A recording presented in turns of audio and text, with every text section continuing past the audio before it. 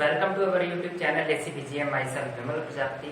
Students, in this video we will solve exercise 3.2 of class 10 NCERT Maths. Before that, students, we will discuss about a graphical method of solution of a pair of linear equations. मतलब यहाँ पे जो pair of linear equations given होगा तो उसका जो graphically जो method है सॉल्यूशन फाइंड करने का, तो उसके बारे में हम यहाँ पे पहले डिस्कस करेंगे। लास्ट वीडियो एक्सरसाइज 3.1 में मैंने ग्राफ ड्रॉ करना आपको बताया था, तो वहां पे मैंने कुछ सॉल्यूशन फाइंड करने का भी थोड़ा सा डिस्कस किया था।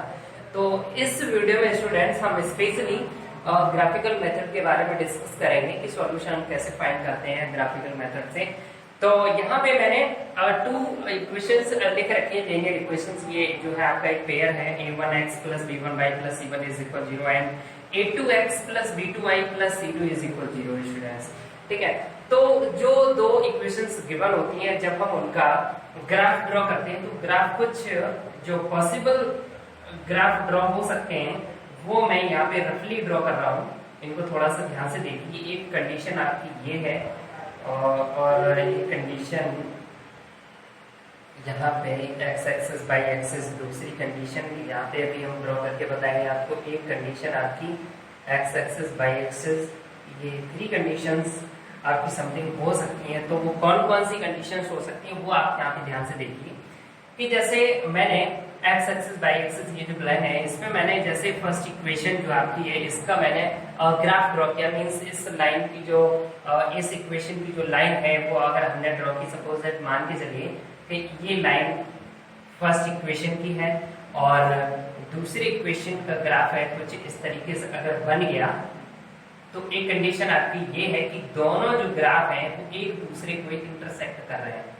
ठीक है ना, दोनों लाइंस एक दूसरे को एक पॉइंट पे इंटरसेक्ट कर रहे हैं। एक तो कंडीशन ये हो सकती है, ठीक है ना। दूसरी कंडीशन क्या हो सकती है कि अगर मैंने फर्स्ट इक्वेशन का ग्राफ ड्रॉ किया, लाइन ड्रॉ की, तो सपोज दैट वो ये है, और दूसरी जो इक्वेशन है उसके जब मैंने अगर लाइन ड्रॉ की, सपोज दैट मान के चलिए वो भी यही सेम यही ग्राफ अगर ड्रॉ हुआ दूसरी इक्वेशन का, इसी के जस्ट एबव, इसी के ऊपर अगर दूसरी लाइन का भी ग्राफ ड्रॉ हुआ, तो एक कंडीशन ये बन गई आपकी। ठीक है ना।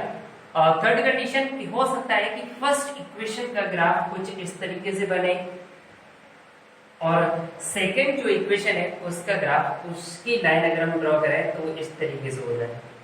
ठीक है ना, मतलब एक दूसरे के पैरेलल मींस ये दोनों लाइंस कभी भी आगे भी अगर हम इनको एक्सटेंड करें तो एक दूसरे का इंटरसेक्ट नहीं करेंगे। ठीक है, और यहाँ पे वो एक दूसरे को हर पॉइंट पे इंटरसेक्ट करेंगे। दैट मींस वो कोइंसिडेंट है, एक दूसरे के ऊपर है। तो मतलब एक इक्वेशन का सॉल्यूशन होगा वो दूसरे का भी होगा, मतलब ये उसी के ऊपर उसका ग्राफ बन गया। ओके, और एक कंडीशन ये है कि एक इक्वेशन की लाइन ये है, दूसरी इक्वेशन की लाइन ये है, तो ये दोनों लाइंस जो है एक दूसरे को अगर इंटरसेक्ट कर रही हैं तो एक कंडीशन ये हो गई। अब समझिए यहाँ पे कि अगर दोनों लाइंस, दोनों आपके इक्वेशंस की जो लाइंस है एक दूसरे को अगर इंटरसेक्ट कर रही हैं, तो इसका मतलब है एक पॉइंट पे इंटरसेक्ट कर रही है, तो इसका मतलब है कि यहाँ पे वन सॉल्यूशन, दैट मींस कि दोनों जो इक्वेशन है इनका वन सॉल्यूशन आपको मिलेगा। x की वैल्यू कुछ मिलेगी और y की वैल्यू कुछ मिलेगी, ये आपको एक सॉल्यूशन मिलेगा। ठीक है ना।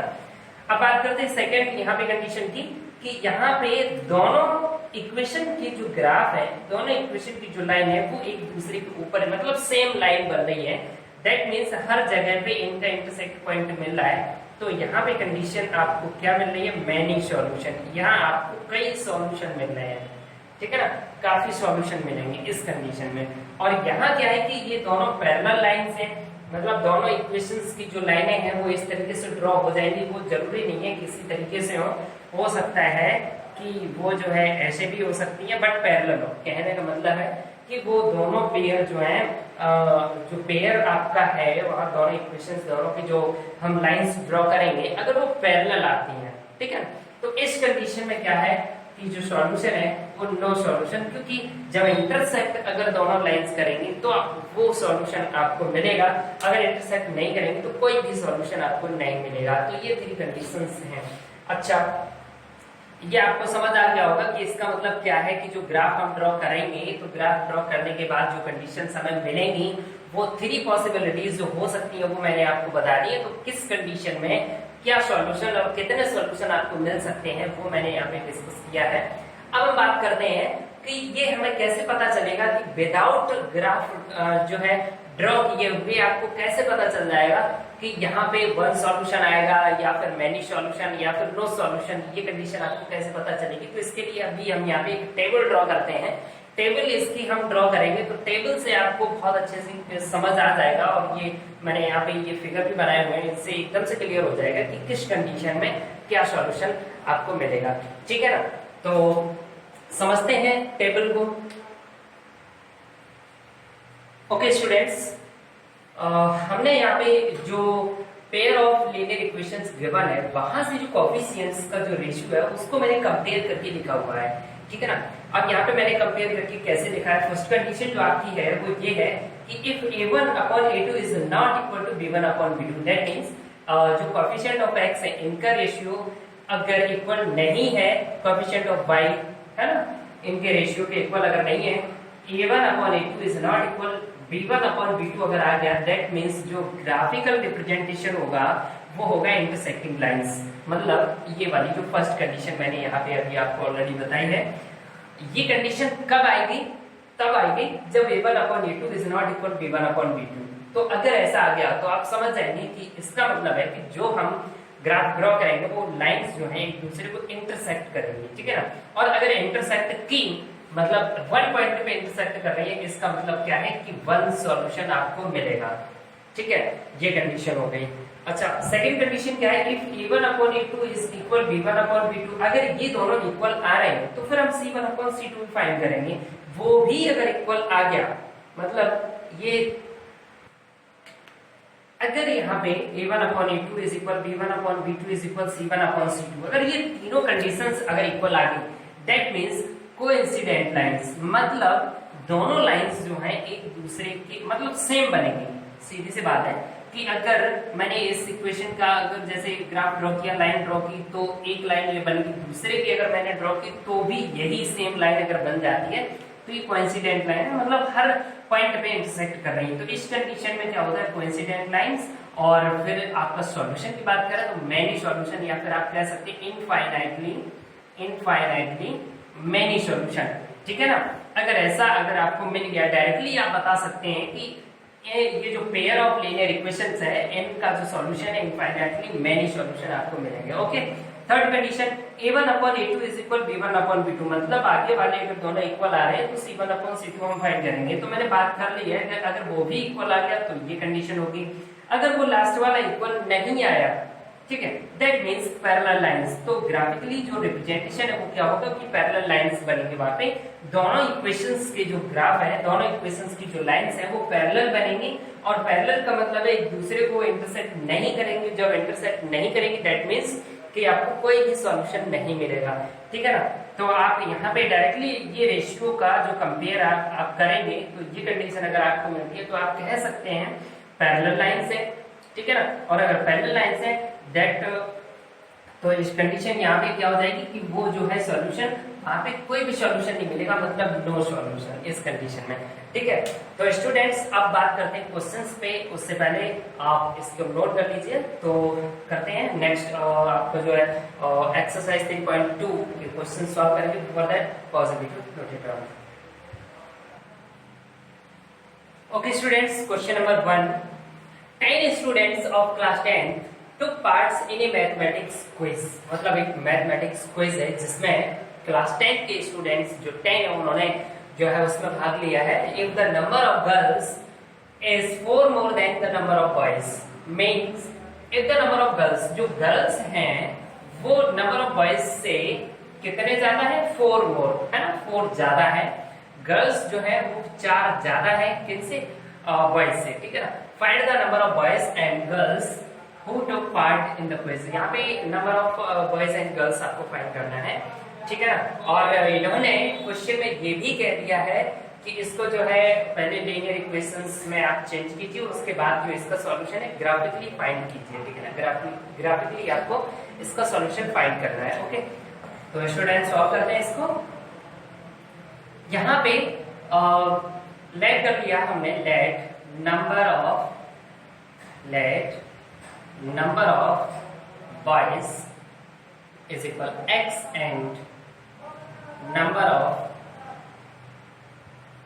Girls is equal Y. ठीक है ना, ये मैंने लेट कर लिया बिकॉज यहाँ पे आपको क्या करना है, find the number of boys and girls. तो मैंने लेट कर लिया एक्स एंड वाई, जो बॉयज है वो एक्स है एंड गर्ल्स को मैंने लेट कर लिया Y. Now according to question, first condition is 10 students of class 10, मतलब अब क्लास 10 में जो भी स्टूडेंट्स हैं बॉयज एंड गर्ल्स वो टोटल कितने हैं, 10। ठीक है ना, 10 स्टूडेंट्स। तो यहाँ पे मैंने क्या किया कि बॉयज एंड गर्ल्स दोनों को अगर प्लस करते हैं तो टोटल स्टूडेंट्स हैं वो है 10। ठीक है ना, एक कंडीशन आपकी ये बन गई। एंड सेकंड कंडीशन क्या है, if the number of girls, जो गर्ल्स हैं वाई, और इधर ये मैंने लिखा बॉयज, तो गर्ल्स हैं वो 4 more than the number of boys, जो बॉयज हैं उनसे ये जो गर्ल्स है वो 4 ज्यादा है। और मैंने कर दिया इक्वल का साइन बना दिया, मतलब ये जो वाई है वो x से कितना ज्यादा है, 4 ज्यादा है। ठीक है ना, तो हम 4 इसमें भी प्लस कर देंगे तो ये दोनों नंबर ऑफ स्टूडेंट्स जो है ना इक्वल हो जाएंगे, जितनी गर्ल्स हैं उतने ही बॉयज हो गए। फिर से समझिए, इन्होंने क्या दिया कि if the number of girls, girls कौन है, वाई। ठीक है ना, ये आपकी क्या है, गर्ल्स। अब यहाँ पे जो गर्ल्स हैं is 4 more than number of boys, तो ये है बॉयज। तो बॉयज से जो है ये गर्ल्स जो है 4 ज्यादा है। ठीक है, तो हम इधर भी अगर 4 प्लस कर दें तो ये कैसे हो जाएंगे, इक्वल हो जाएंगे। ठीक है, तो ये एक कंडीशन आपकी ये बन गई। अब इनका जो सॉल्यूशन है ये तो आपका मैंने अलजेब्रिकली यहाँ पे अलजेब्रिकली रिप्रेजेंटेशन कर दिया। अब इसको जो है ग्राफिकली सॉल्यूशन आपको फाइंड करना है, तो इसका हम ग्राफ ड्रॉ करेंगे। उससे पहले तो इक्वेशन जो फर्स्ट है इसकी हम टेबल यहाँ पे ड्रॉ कर लेते हैं। टेबल बना लेते हैं, y इक्वल हमने 10 - x कर दिया। ठीक है, तो यहाँ से मैंने लास्ट वीडियो में आपको बताया था कि ओनली 2 वैल्यूज आप किसी भी तरीके से फाइंड कर लो, 2 वैल्यूज। ठीक है ना, x y। यहाँ मैंने क्या किया, x की वैल्यू अगर जैसे 5 पुट करते हैं तो यहाँ पे जैसे ही हमने 5 लिखा तो 10 - 5 कितना हो जाएगा, y इक्वल 5 मिल जाएगा। ठीक है ना, अब x इक्वल आप यहाँ पे कुछ भी कोई भी वैल्यू पुट कर सकते हो, नेगेटिव वैल्यू पॉजिटिव वैल्यू कुछ भी पुट कर सकते हो। यहाँ पे x की जगह अगर हम 6 वैल्यू यहाँ पे पुट करते हैं तो यहाँ पे y इक्वल क्या बचेगा, 4 बचेगा। 2 वैल्यूज आपको चाहिए, वो आपको मिल गई। अब ये जरूरी नहीं है कि आप y इक्वल 0 पुट कर रहे हो, x इक्वल 0, समथिंग कुछ भी आप यहाँ पे वैल्यू पुट कर सकते हैं, नो प्रॉब्लम। ठीक है, इसका भी हम इसी तरीके से टेबल बना लेते हैं। यहाँ पे भी 2 वैल्यूज आप फाइंड कर लीजिए। तो 2 वैल्यूज आपकी जो होंगी क्या होगी, जैसे मैंने x की जगह सपोज दैट 1 पुट किया यहाँ पे, तो y इक्वल क्या हो जाएगा, 1 और 4 कितना हो गया, 5, तो y इक्वल 5 मिला आपको। ठीक है ना, x की जगह पे अगर आप 2 वैल्यू पुट करते हो, 2 रखते हो यहाँ पे, तो 2 और 4 कितना हो जाएगा, 6, तो y इक्वल आपको 6 मिला।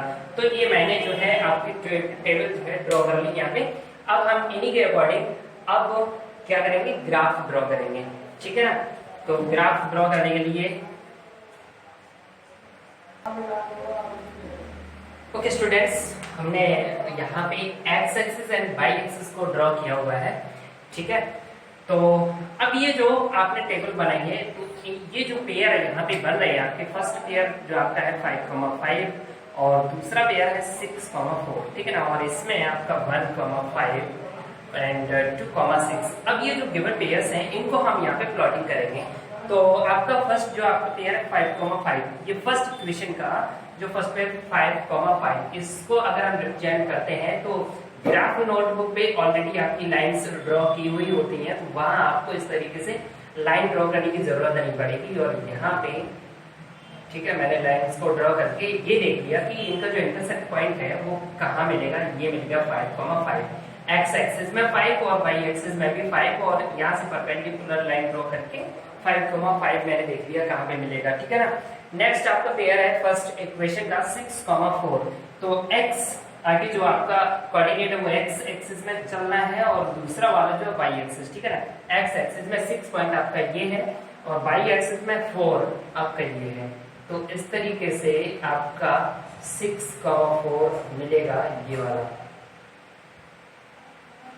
ठीक है, ये जो है आपका मिल गया 6,4। ठीक है, ये फर्स्ट इक्वेशन जो है उसका मैंने ग्राफ ड्रॉ करने के लिए पॉइंट्स यहाँ पे प्लॉट किए। अब इनको हम ज्वाइन कर देंगे तो आपका कुछ इस तरीके से ग्राफ बनेगा। ठीक है, कुछ इस तरीके से। यहाँ पे ये क्लियर नहीं है, जब आप ग्राफ ड्रॉ करेंगे तो आपका ग्राफ पेपर पे जब आप ड्रॉ करेंगे तो क्लियर एकदम से बनेगा। ठीक है ना, बाई स्केल जब आप वहां पे रख के ड्रॉ करेंगे तो आपका सीधा एकदम से बनेगा। सेकंड आपका है 1,5। ठीक है ना, तो 1,5 आपका है 1 एक्स एक्सिस में और 5 ये, तो ये वाला जो आपका पॉइंट है वो है 1,5।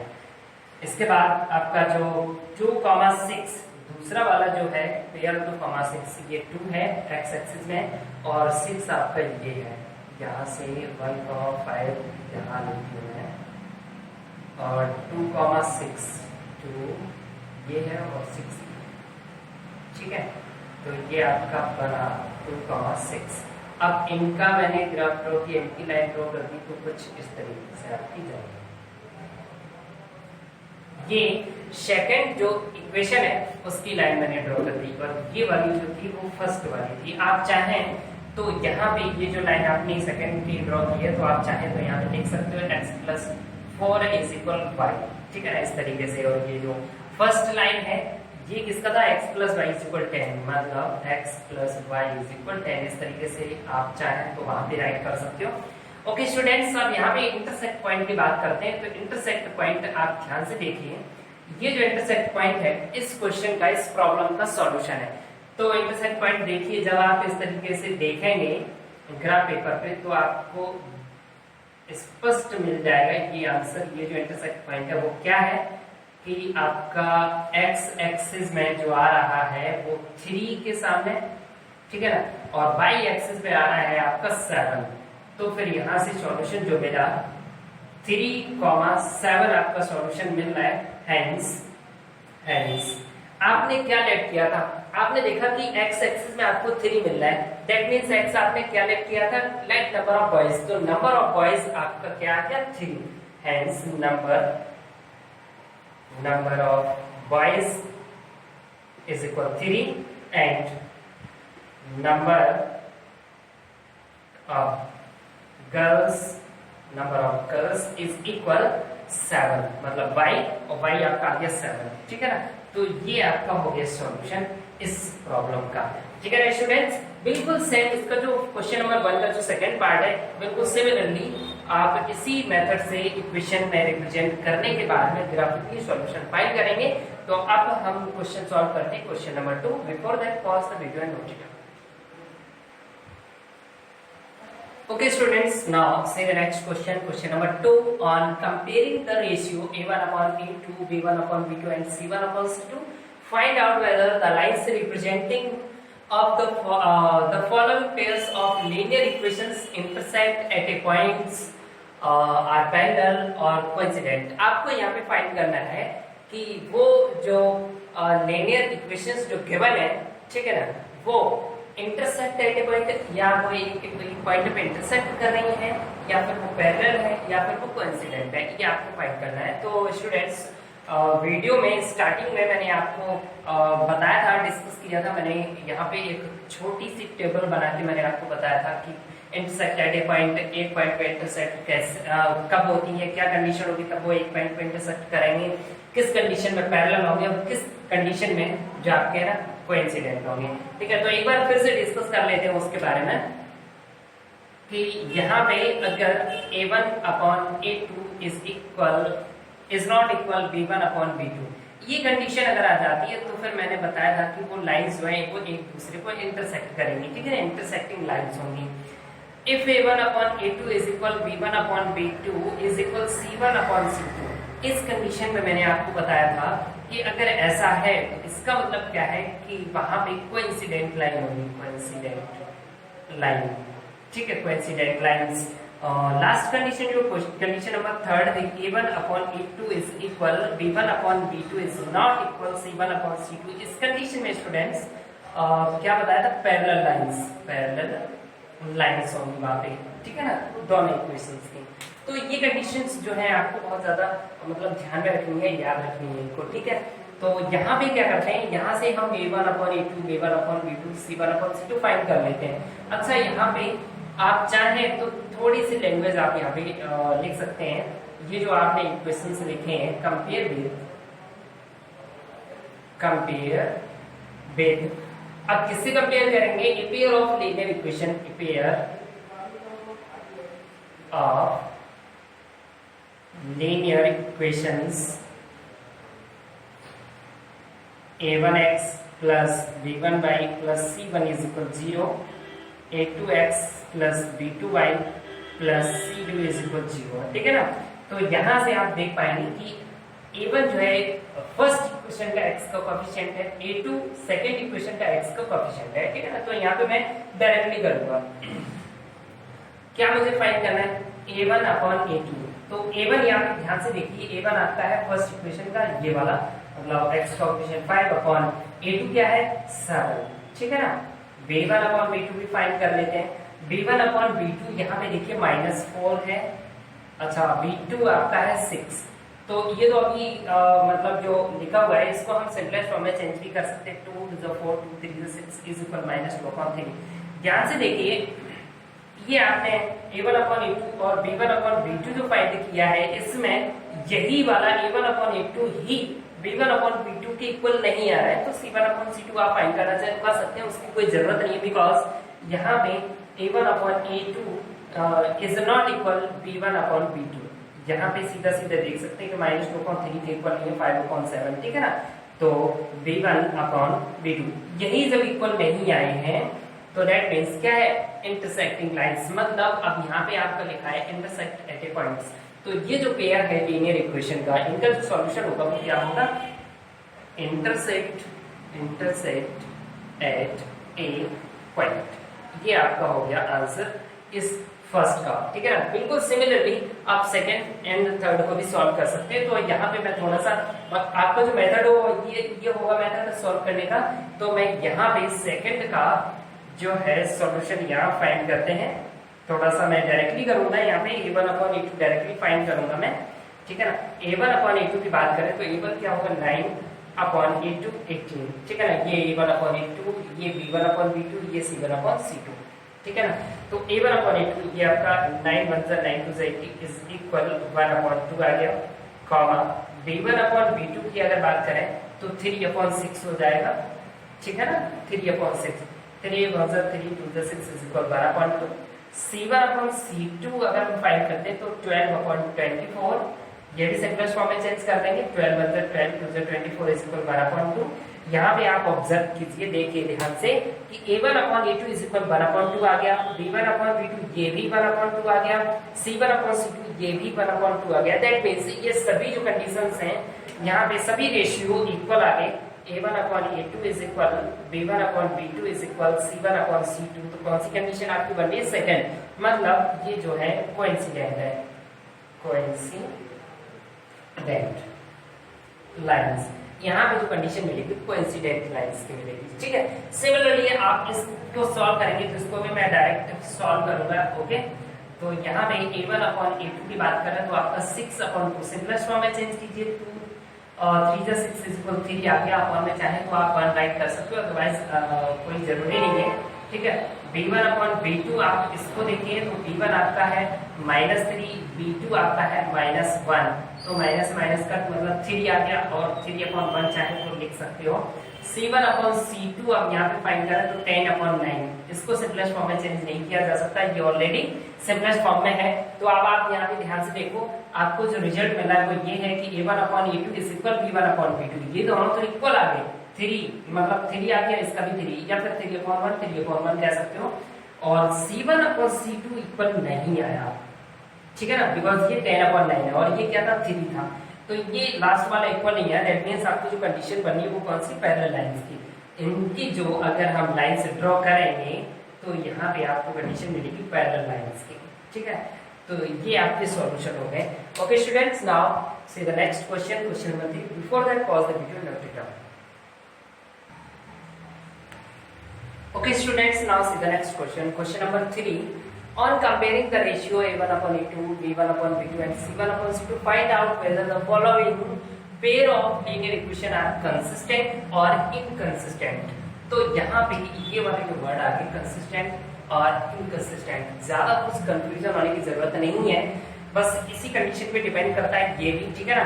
तो समझिए कि इंटरसेक्ट फर्स्ट जो कंडीशन थी यहाँ पे a1/a2 is not equal b1/b2, एक तो ये कंडीशन थी इंटरसेक्ट, मतलब इंटरसेक्टिंग लाइंस यहाँ पे जो आपका आता है इस कंडीशन में आंसर, ठीक है ना, अभी लास्ट क्वेश्चन में डिस्कस किया था। तो यहाँ पे इसका जो ग्राफिकली जो रिप्रेजेंटेशन होगा वो होगा इंटरसेक्टिंग लाइंस, मतलब दोनों इक्वेशंस के जो लाइंस ड्रॉ करेंगे तो वो एक दूसरे को इंटरसेक्ट करेंगे, और अगर वो इंटरसेक्ट करेंगे मतलब एक पॉइंट पे अगर इंटरसेक्ट करते हैं एट ए पॉइंट है, दैट मींस वन सॉल्यूशन, ठीक है ना, यही तो मैंने बताया था आपको, वन सॉल्यूशन मिलेगा। अच्छा यहाँ पे क्या है, कोइंसिडेंट, कोइंसिडेंट का मतलब क्या है कि ये कंडीशन अगर आती है सेकंड वाली कोइंसिडेंट, ठीक है ना, कोइंसिडेंट में क्या है कि सेम लाइन बनती है, दोनों इक्वेशंस की सेम लाइन, सेम ग्राफ बनेंगे, ठीक है ना। तो इस कंडीशन क्या होता है, मेनी सॉल्यूशन वो हर पॉइंट पे इंटरसेक्ट होते हैं, तो यहाँ पे आपका जो आंसर हुआ करता था वो था मेनी सॉल्यूशन, ठीक है ना। थर्ड कंडीशन में क्या था कि अगर ये कंडीशन बनती है तो दैट मींस पैरेलल, और पैरेलल लाइंस का मतलब है कि वो एक दूसरे को किसी भी पॉइंट पे इंटरसेक्ट नहीं करेंगी, और अगर वो किसी भी पॉइंट पे इंटरसेक्ट नहीं करती है दैट मींस आपको कोई भी सॉल्यूशन नहीं मिलेगा।